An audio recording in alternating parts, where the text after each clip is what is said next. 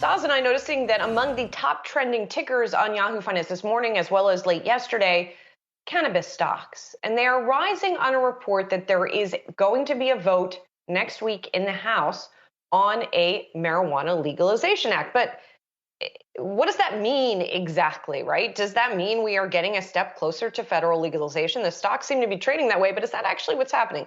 Natalie Fertig is joining us now. She is the federal cannabis policy reporter for Politico. So Natalie, what is this that they're set to vote on next week, and what does it mean? So the bill they're voting on next week is the House's decriminalization bill, the MORE Act, and it passed already in December of 2020. So when people are looking at this bill and saying, wow, this is an exciting new move, it's interesting that the House is passing this again. That is a big step. But ultimately, what we're all looking at is the Senate. The Senate never took this bill up last year. Majority Leader Chuck Schumer has said that he has a bill that he is planning to propose. He said that he hopes to propose it in April. But my colleague and I went around and asked a large number of those senators that are in the middle on both sides, the ones that could swing either way. And there are not enough Democrats right now to vote on the concept of cannabis descheduling in the Senate. And Schumer would need to hit 60. So he would not only need to get all of those Democrats, but he would need to get some Republicans on board as well. So the idea that the MORE Act passing in the House is going to dramatically change the outlook for this concept in the Senate, I would not say that that is true. Natalie, isn't this somewhat or should be somewhat of a no-brainer here for legislators? Isn't this a great way to raise additional tax revenue at a time when that is clearly needed? Well, one thing I will point out is that, the CBO report came out last year on the MORE Act, and it did find that there would be additional tax revenue for if cannabis was legalized. But you have to remember that right now, cannabis businesses actually pay very high taxes in the United States because they do not get to write off any business expenses. And that's because of a tax, a line called 280E, which if you talk to people in the cannabis industry, they will mention it all the time.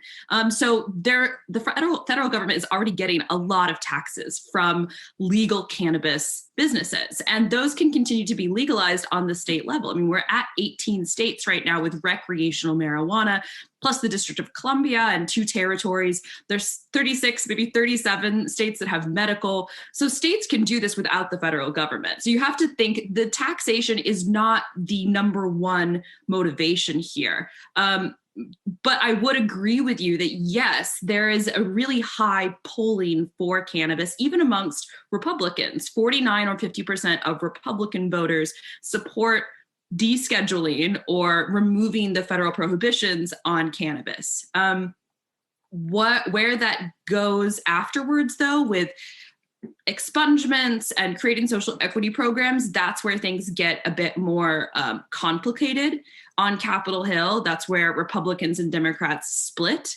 And you also have to remember that Capitol Hill tends to be an older portion of America. And there is definitely a big generational gap in support for cannabis laws. So a lot of the lawmakers on Capitol Hill were lawmakers during the Reagan era of don't say no to, or just say no to drugs.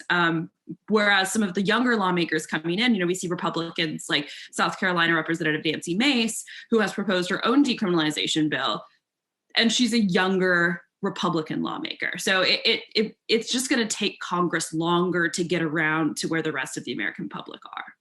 Yeah, it's difficult to imagine Nancy Pelosi and McConnell, sparking one up on Capitol Hill, or having that context, right? And the view that federal legalization is not going to happen imminently seems to be the view in the industry, right? At the same time, the outlook for the Safe Banking Act seems to be a little bit more positive. That is sort of legalizing the financial system around cannabis, even if there is not a federal legalization. What's the prognosis there? To be completely honest, I think that it's also stalled in the Senate. Majority Leader Schumer really wants to move his broad bill before moving any type of banking. Banking would be technically encompassed within that. But there is a growing, in 2020, we saw cannabis become much more closely linked to criminal justice reform. And, Breonna Taylor was shot while police were exercising on a drug warrant. A no-knock warrant is a drug-related warrant.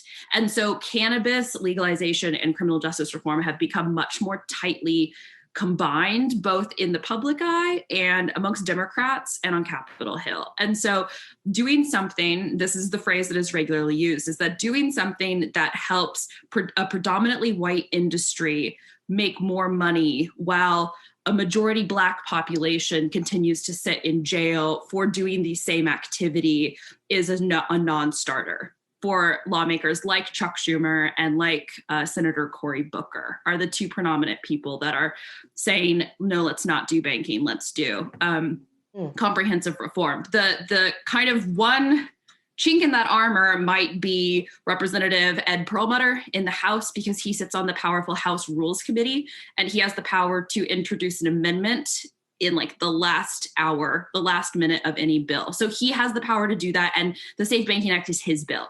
And he has made it his mission to get it passed this year. So there are some ways that he could twist the Senate's arm into doing that. They would all be pretty dramatic, but it leaves a small window open. All right, Natalie, thank you so much. Really appreciate your time here this morning and laying this out for us, and also very helpful to cannabis investors who are bidding up the stocks here this morning.